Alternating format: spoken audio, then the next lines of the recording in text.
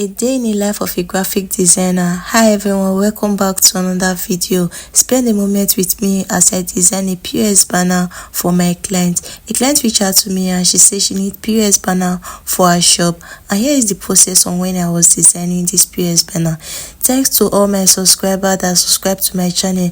Please do not forget to subscribe to this channel to get notified anytime I post new video. Also like the video, comment, and also share the video to your loved ones. Do not forget that this channel will teach skills that you can monetize. Here is the process on when I was designing the POS banner. As you can see, because the reason why I did not show all the processes because I have a lot of job that I was designing today, so the job was much. Here's the final design for the POS. Is this not beautiful?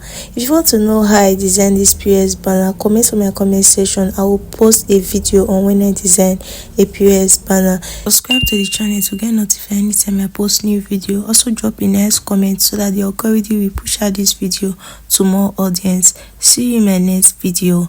Bye.